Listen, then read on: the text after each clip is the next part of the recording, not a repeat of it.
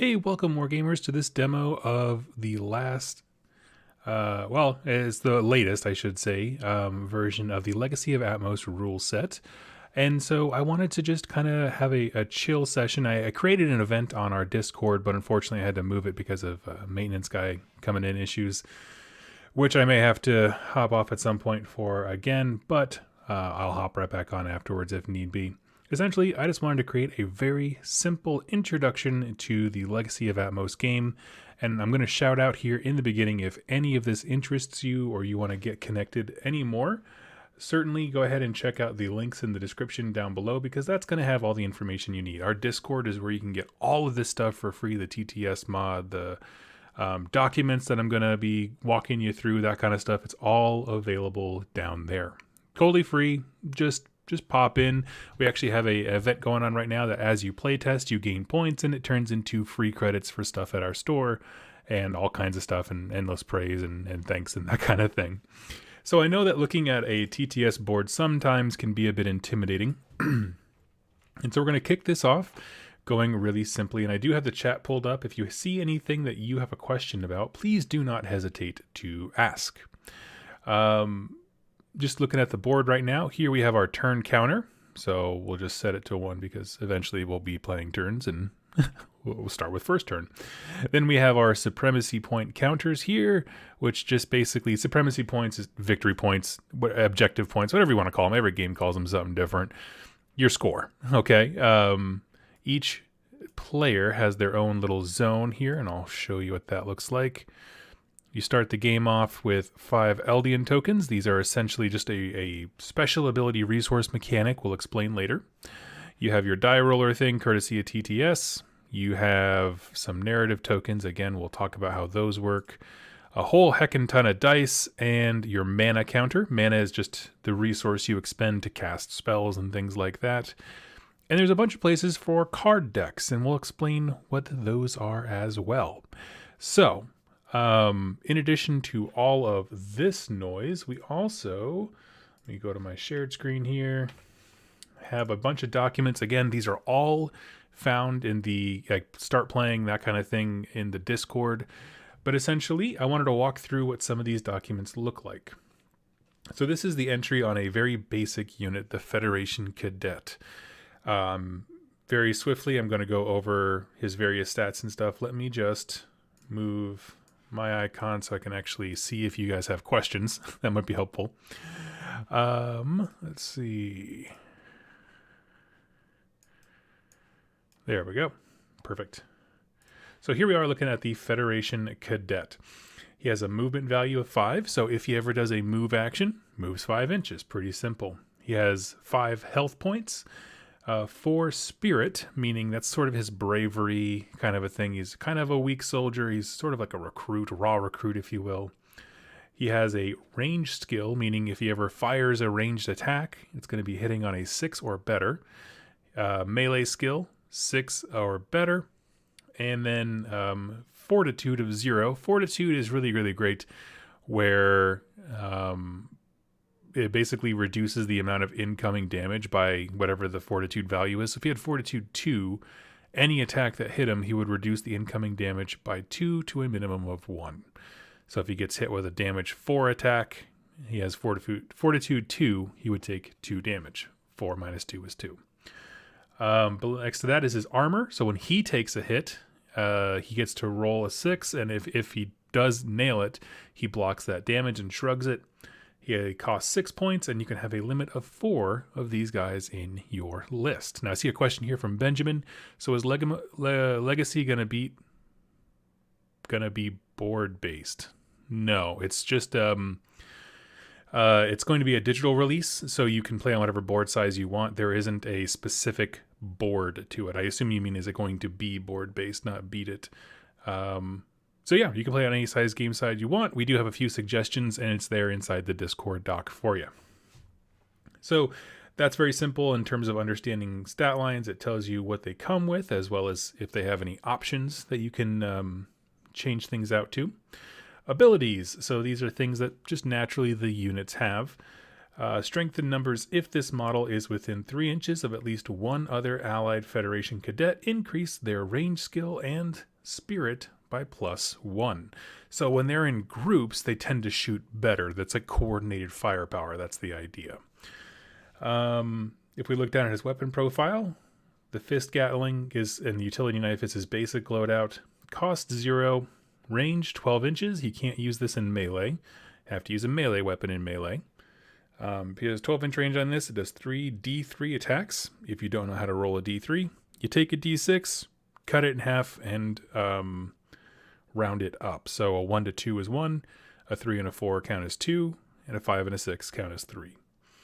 And then each hit that lands is going to do 1 damage. And special effects, there's a whole slew of special effects. Here's the core rulebook. It's also available in the Discord.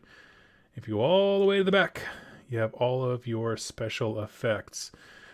And so for this one, rapid volley on a hit roll of a 6+, this weapon hits an additional time, and those don't stack. So he just gets really good at shooting. He can have exploding 6s when he does damage. Pretty cool stuff.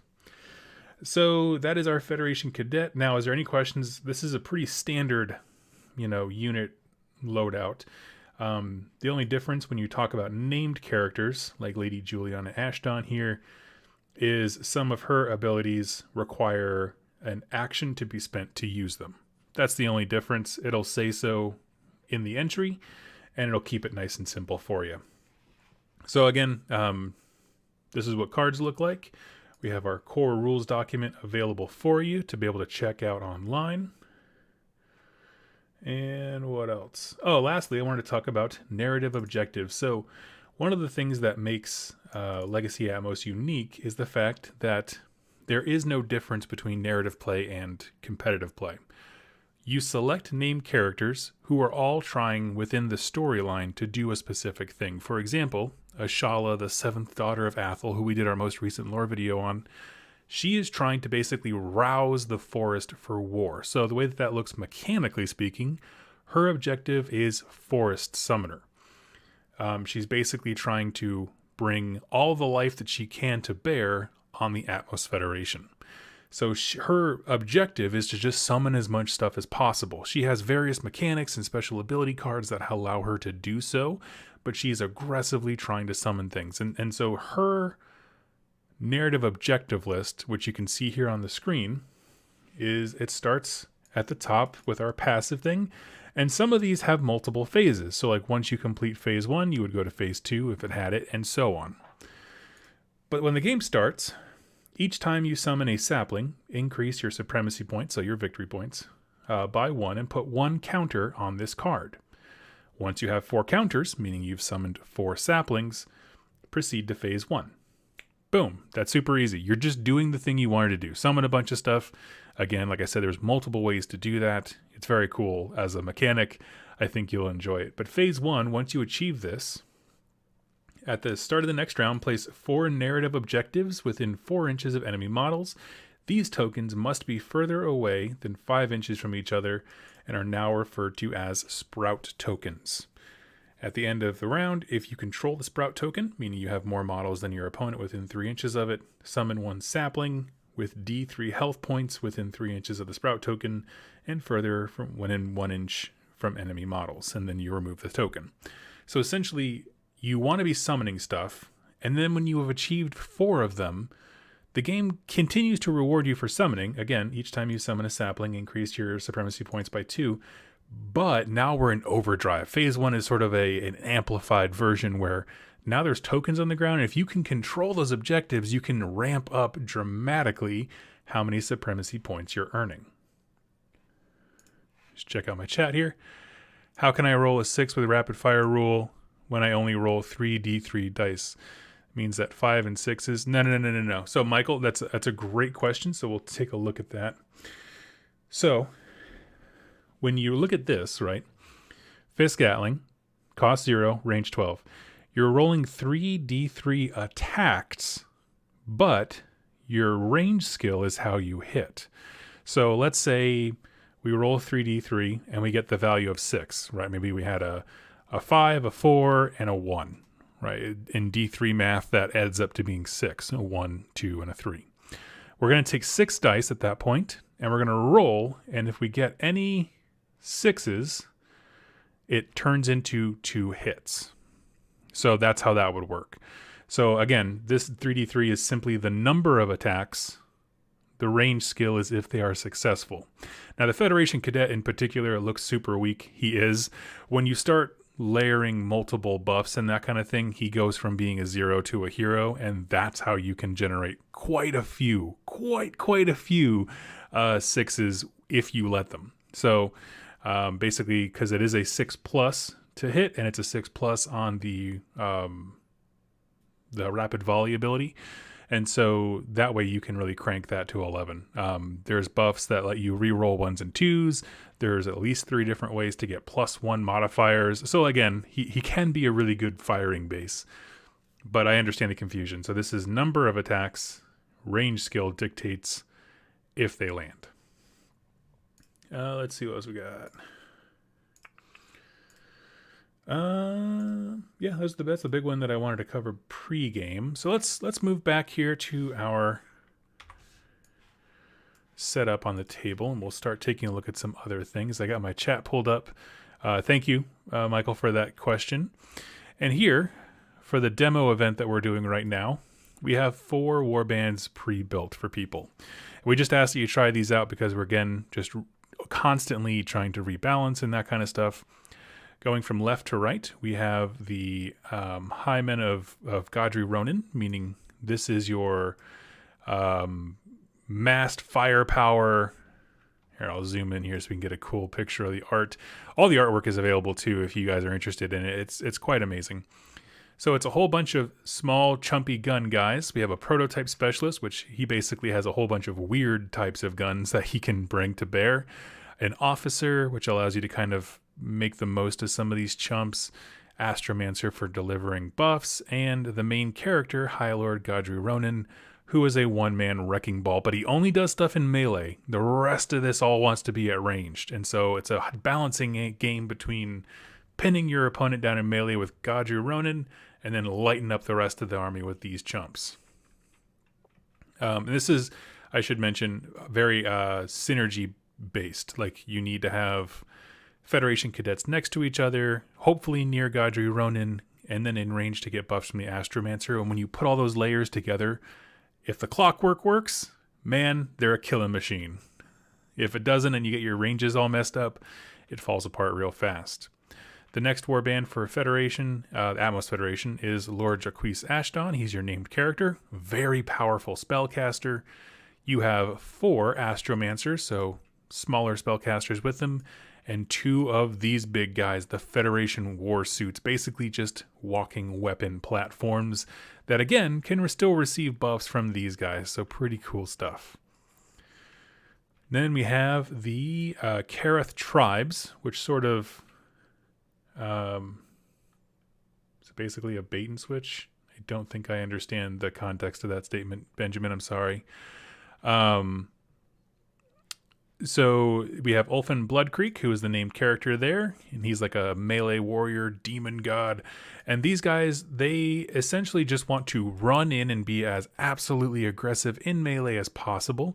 And they are buffed by 2 wizards back here, the Soothsayers. And so their deck has a lot of things based on, movement, extending charge ranges, nasty in melee, ways to make them strike way above their weight class. Kind of the same thing as the Federation cadets that are really, really crummy and then get really, really good at ranged combat.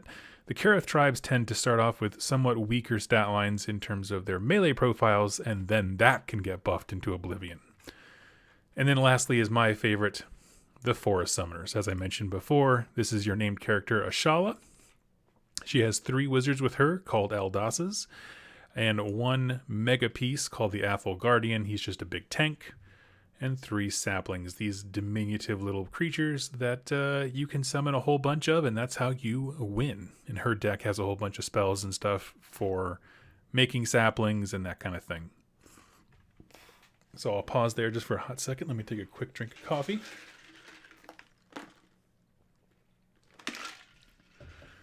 Now, you're probably wondering what all these decks of cards are next to everybody. The first one, we'll pull this out here, and I'm just going to pick on the Ashala one because, quite frankly, it's the one I know the best. these are your ability cards. It's a 20 card deck that once the demo phase of things is over, you will be able to deck build if you want, or you can just stick with what kind of the factions lean towards, which quite frankly I recommend. But you could deck build if you want it. It's only 20 cards. Of those 20, they all function pretty much the same way. You see the name of the ability up top. If it has gold plating like this one does or yellow, it's just tied to a named character. You can only have it if you have that named character leading your force. So a Shala cards can only be here. Makes perfect sense. The other colored ones pretty much do whatever you want with. So you have the name of the card, their mana cost, which we'll talk about when we talk about spell casting. And then down here in blue text is when you can activate it. Now there are some cards, perfect example, that have this little lightning bolt icon that basically you can use that card without spending an action, because usually it's like a reactionary thing. So, for example, during a Shala's activation, so when I choose to activate my leader, I can use this card if I want to as one of her actions. Use this ability. Super cool. Same thing over here. During an allied Natura spellcaster's activation, that's the keyword for any of the tree folk Natura. So when any of those activate, we can use Toxin Bolt. Conversely, on my opponent's turn, when they kill one of my spellcasters, even though it's not my turn, because the little lightning bolt, I can activate this because when an allied Natura spellcaster is slain.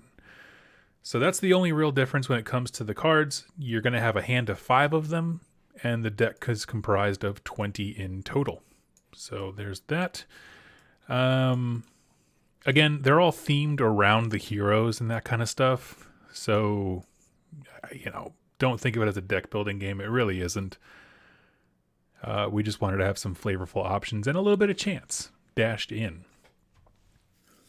In addition to that, each player gets 2 additional decks. One of them is called your Eldian Titan deck, which is essentially, over the course of the game, your characters are trying to get their god, their deity, to interact on their behalf, right? Give me a blessing so I can smite my enemies type of a deal. The deities they worship are split into 3 categories. So there's preservation, destruction or ruin, and then neutral, which is just sort of like there are some deities that don't really care about life, but they'll just for the sake of grins just throw out blessings here and there. It's all tied to the lore, but for right now we're not really worried about that. We're worried about rule stuff. So we'll get to what these do in a minute, and then over here are a bunch of scenario cards. So as you are invoking your deity's favor and that kind of stuff, they are going to ask things of you in return. And so this is basically, think of them as like secondary objectives in other skirmish games. You get the blessing, and then you have a secondary objective that you or your opponent can achieve, and there are just more ways of getting supremacy points for the sake of winning the game. And we'll go through how that functions here in a bit. I just wanted to introduce you to the cards themselves. And I think that's all of the introductory stuff. Let's see. Let me check my little reminder sheet, make sure I'm not missing too much. No, weapon options, activation and actions. Yes, so we'll go into that next. Legacy of Atmos is an I go, you go type thing, so we're going to have an initial start of the round phase, which we'll go through with the Eldian Titan cards and that kind of thing. But then we'll move into activation phase. So you and your opponent will alternate, each of you activating 1 unit from your warband, and then your opponent gets to activate 1 and then goes back to you and so forth. And if you finish before your opponent, then they just get to do all their activations until the round ends. Activations are pretty simple. Hero characters, like every faction has one, get to do 3 actions. And again, actions are like move, shoot, punch someone in melee, cast a spell, use an ability, that kind of stuff. Play a card from your hand. Everybody else uniformly in the game gets only 2 actions. So that is pretty much it for that. I'm just trying to make sure I keep the chat open.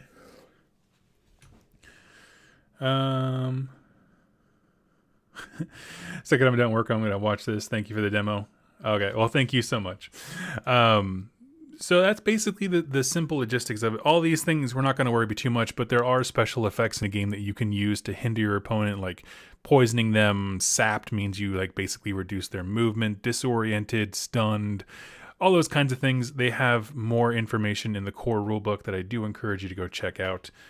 But let's get started with a turn, right? I think it'll make a lot of sense once we just get started. So let's take my summoning list, and I'm just going to chat for a bit. This would be a fantastic time if anyone has any specific questions they wanted to ask about the game. And let's see. And I'll show you. So we have our scenario cards. And let's just grab... I'm just going to grab another faction for an example. Something simple. We'll do the Men of Ronin here. So we got our card deck. Shuffling that up. His Eldian Titan cards, which actually, just for the sake of color, well, never mind. I was going to say I was going to grab a different deck just for the sake of color simplicity, but I actually don't want to do that. Okay. At this point, we have both of our Eldian Titan card decks set up, our scenario cards set up, things in our hand, and we're each going to roll off. So let's grab a green die, a red die. Who goes first? Boom. It's going to be the Tellus Commune is going to go first. Now that we know that they are going first, we look to see, okay, does my faction have any narrative objectives to sprout forth? Like, I have to place any tokens or markers for their narrative objectives. Well, if we look at Forest Summoner, we don't. It starts off as passive. Each time you summon a sapling, increase your supremacy points by 1. So that doesn't require any tokens. Let's go back here to the Men of Ronin, and let's do theirs. War Camp. I like this one quite a bit. So, passive. Any model within 3 inches of your war camp, which is your deployment zone, gains +1. At the end of the round, if you control your war camp, increase your supremacy points by 2. After deployment, reveal this narrative gambit to your opponent and place a narrative objective token outside of your deployment zone. So we're not gonna worry about this until after deployment's done. So let's do this. Let's start deploying our Tellus Commune. So we're going to throw down Ashala. They're going to throw down High Lord Godry Ronin. And again, this is what we're doing. We're just alternating activations. I'm kind of just being speedy about this here just because there's really just nothing exciting about setting models up on a board, is there? Tell you what. You would go back and forth. I'm going to do this for the sake of simplicity, is just throw them all down. Got our little sapling boys. And then we will do this as well.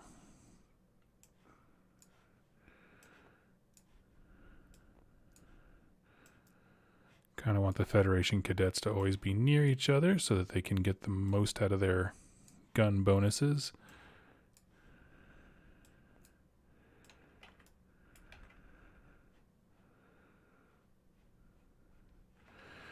All right. Perfect. Now, when we did the roll-off, the Tellus Commune player won the initiative. So they are going to get to activate a unit first. So, what's the counter benefit to going second, right? Like, what's the benefit of that? Well, that's going to come up here when we talk about the pre-round stuff in the Fate Zone. Benjamin, we got a whole line of Maxodons is what they're called, the elephant people. They should be going up, I think, later this month, if I'm not mistaken, in February. I'll double check on that for you, buddy. But we have some killer elephant boys that I think you're going to love. So at the start of every round, right, you've determined who's going first. Now the player who's going second gets to choose some very important things here in the Fate Zone. So let's talk about this. This is a pre-round thing. It happens at the start of every single round once you determine who's going first. You're going to take 2 cards from each Eldian deck. So we'll throw 2 and we'll flip them all. This is open information. Okay. We now have 4 cards here, 2 of which are from each deity.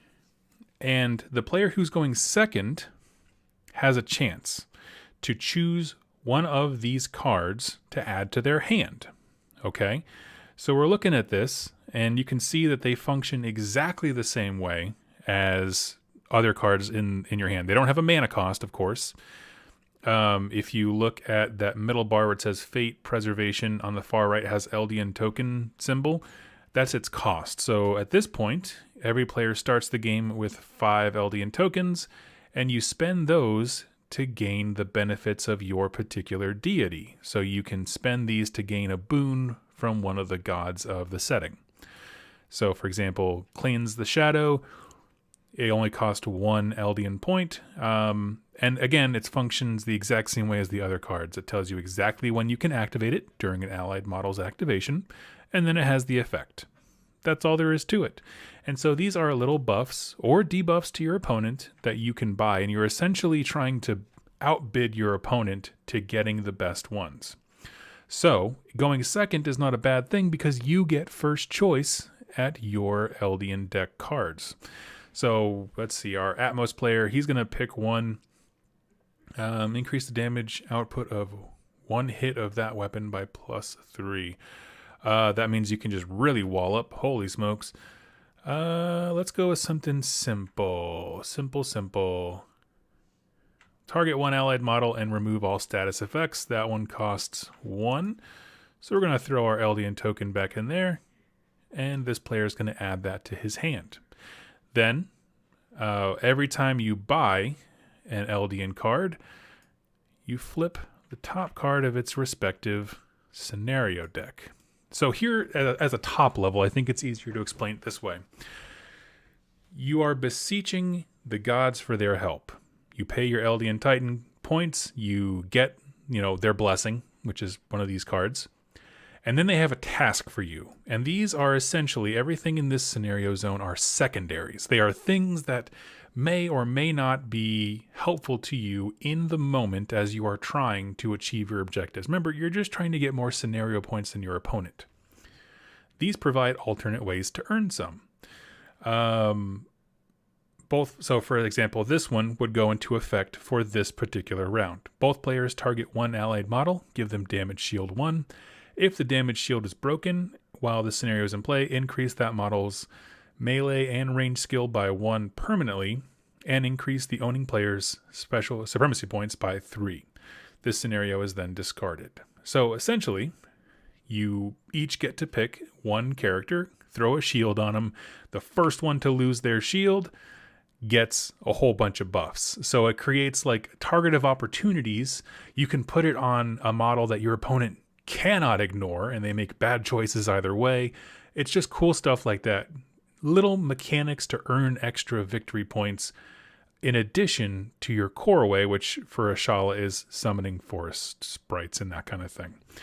So that's a cool thing. So now it would go over to the Ashala player. Let's just say she grabs this one, spends her 2, because that one cost 2. Boop. Goes right there. And that's in her hand, and so she would flip the next one. Tell you what, I want something just a little bit easier for demo purposes. Target the Eldian altar and give it a damage shield 1. At the end of the round, if the damage shield is intact, both players gain 2 tokens and 2 supremacy points and can heal 1 allied model 2 health. So this is an opportunity one where it's helping both of us, but maybe if you're in the lead points-wise, you don't want your opponent getting more points, so you'll just do this and destroy the altar being this little symbol here. Again, not all of them are going to be useful in every circumstance, but because we do plan on designing a whole myriad of narrative objectives, so for each faction to have different reasons to be in different places on the board, and interact in different ways, you will see some of these scenario cards have more or less significance. And so it just kind of creates a lot of choices and opportunities for, players to like try to get ahead on supremacy points, but maybe it's not the best idea. How thin do you stretch yourself? Are you going to move out of position to go claim something? That kind of thing. It's just creating opportunities and then seeing if players take them or seize or capitalize them, and then punish your opponent for trying to do that and failing. So again, it just creates fun moments. That's all there is to it. But now the game is set. We see all the players are deployed. We now know what our secondaries are, these scenarios. We each have a blessing from a deity in our hand, and it's time to start gaming. We're each going to start with 5 cards. And I'm pretty much just going to go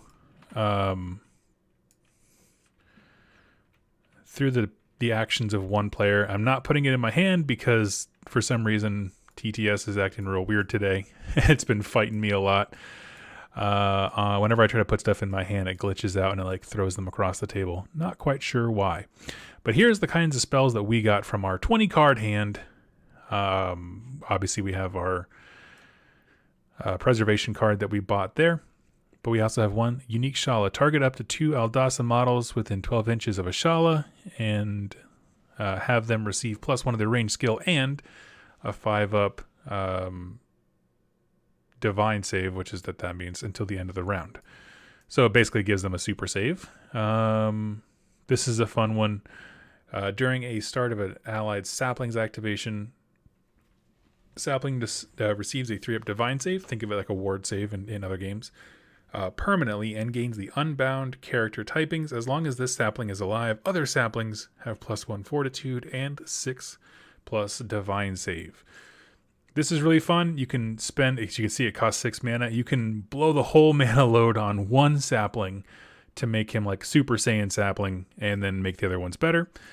The things that really matter for us at the moment, let's see. This is an important card, Energy Offering. When a Aldasa or a Shala herself is killed, you can summon a sapling. Again, we're trying to accrue points through summoning. So that's her hand. And then from there, we would launch into the battle round. Okay, so let's say it was, so a Shala won the roll-off. Maybe she activates the Athel Guardian. Remember, all these guys get 2 actions, except for a Shala. She can do 3. So if we go, let's see, back to our worksheet. There we have our profile. We see the Athel Guardian can move 6, 13 health, all that kind of stuff. He's a chunky boy, okay? So we're going to have him move his 6. Now, one thing that you can do, if moving is your first action, you can also do something called pushing forward, which is you roll a die and you add D3 inches to your movement. So in this case, it would just be an extra 1 inch. What's cool is it allows you to get some extra movement. If you push forward and you don't end in melee combat, you would get a disoriented marker. Basically, you expended all your fatigue and you're just kind of shuffling forward towards the enemy. If you do end that movement in combat, you don't get a disoriented marker. It's like a successful charge type thing. And it's just extra movement. Let's see, what else? That's just an example of a turn.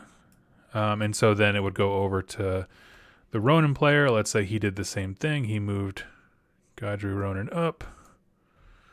Forgive the physics here. And then we would keep going back and forth and back and forth and back and forth. Some other things to note here on the TTS mod. These little number brackets we have here, that is simply so that you can track status effects. So like you would put a number on each guy. Let's say the Aldasa was struck with poison, right? Like she was poisoned. We could put a poison marker here next to the 8. And now we know that model number 8 to this Aldasa is poisoned. It's just for tracking. What else do we have? That is it for the most part. So let's get into some combat, okay? Let's pretend these guys are right here. and that it is High Lord Godry Ronin's turn. Let me pull up his profile. We're going to have these two characters duke it out because they are some pretty good swingers. How about that? So, to start off, Ronin's not in combat, so he needs to do a move action with his 3 actions if he wants to do that. So he's going to come here with his first move action. And the thing about actions to remember is you can do as many as you're allowed to. You just can't duplicate. So you can't move, attack, nothing like that. So his first action is going to be to move. Second action, he's going to attack. Well, let's take a look at his profile. High Lord Godry Ronin, movement of 6, so he totally has enough range. No range skill because he doesn't have a gun, but melee skill is a 2-up. So let's get a sense of his abilities here. Sword of Legacy. He's in melee range now. He's going to make 2 attacks with a melee skill of 2 or better, 3 damage each, and it's divine, meaning normal saves don't work. He has to have a divine save. So let's go ahead and roll that. Let's grab 2 dice. Oh god, my controls are being all weird. Okay. So we're looking for 2s or better. Remember, we're rolling 2 dice because he has 2 attacks, but he has a melee skill of 2 or better. So both of these hit, right? 2 attacks. They are both higher than 2. And if we look back, it's going to cause 3 divine damage each. Well, our Athel Guardian naturally does not have a divine save. He has a special rule. If you look here, ancient protection, if there's at least 1 allied sapling within 6 inches of the Athel Guardian, give the Guardian a 5-up divine save. Basically, like, as long as the forest is surrounding this guy, he gets stronger. But there's no sapling around within 6 inches, so he doesn't have that. So, what does he do? Well, there's a few options. 1, he could just take it on the chin. I mean, this is going to represent 6 damage of his 13 life. So he could just take it. Or if we do, let's see, this sucker. This is all in the Skirmish Faction Sheets rulebook. Essentially, there are allegiance abilities, faction abilities, if you will. The one for the Tellus Commune is sort of its own resource mechanic called Gaia. And what we can do is spend 1 of these Gaia to give him a 5-up divine save, meaning divine damage has a save against it. Now, this is something that I'm not going to go into too much detail on. There's one for the Atmos Federation as well. But essentially, it's just each army is going to have its own special rules that add a bit to that faction and just give it some special abilities and get a little bit of flavor. So it's not just, base profiles versus base profiles. But let's say we spent that Gaia, okay? We have a 5-up save. We need to save 2 of these things. Each time we fail, it is 3 damage.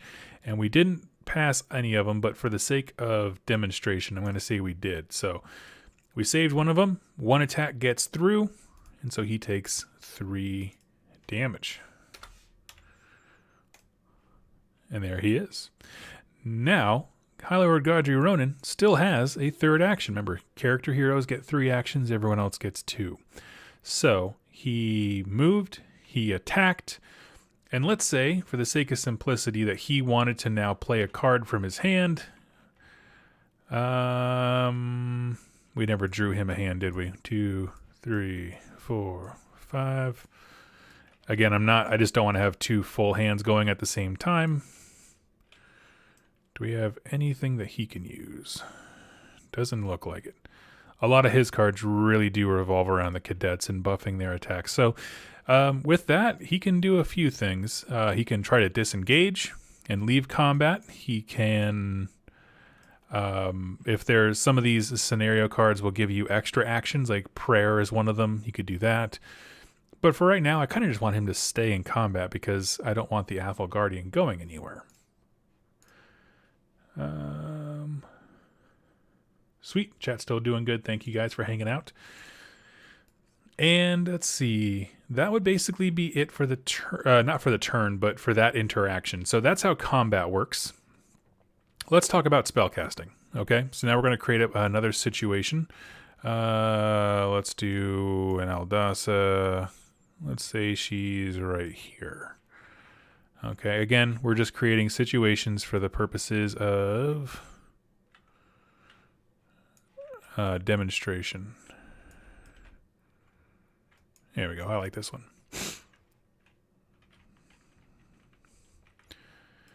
Okay, so now we're going to talk through how magic works, okay? Magic, spells typically present themselves as these cards inside your hand. We've kind of reviewed those before. Toxin Bolt, this is the mana cost up here for 3. Spell Natura, just means who can cast the spell, so Aldasas all have the Natura keyword. The blue is when you can activate it, and then the rest of it's a description. Now, one thing we didn't cover, though, was what overcasting is, okay? So let's walk through this. Target an enemy model within 14 inches and give it 2 poison counters, so it's like a negative effect thing. This round, if the model dies from poison damage, spawn a sapling with D3 health points within 2 inches of the slain model. If you overcast, you instead give it 3 poison counters. The way that these kinds of spells work is that you pay your mana cost first, and you will always, without fail, get this first ability. If you choose to, you can gamble and try to overcast it, which will increase the damage or add a special effect or do something really, really magnificent. But then you introduce risk into the equation because you're going to roll 2d6. And if you roll 6 or higher, you get that super cool bonus special thing. If you fail, you get nothing and you still have spent the mana for it. So there is an optional amount of risk. You can just not overcast and get the top ability, or you can go for gold and go for broke. So let's do this. In this scenario, now I'm going to activate my Aldasa, right? The Athel Guardian moved up, then High Lord Godry Ronan moved and punched him. Now it's back to the Tellus Commune player. He's going to activate the Aldasa. So first action, we're going to play from our hand Toxic Bolt. So we're going to spend 3 mana, which here's our mana counter up here. So it brings our mana down to 2. And yeah, I think I'll overcast. Why not? I'm going to have it succeed regardless just for demonstration purposes. But okay, we didn't need to. So 6 on the money. So according to this, target enemy model within 14 inches. We're going to say it's Ronan. Give it 2 poison counters. It's not going to slay it, so we're not worried about, spawning a sapling. But because we did the overcast, it'll get 3 poison counters. So 1, 2, 3.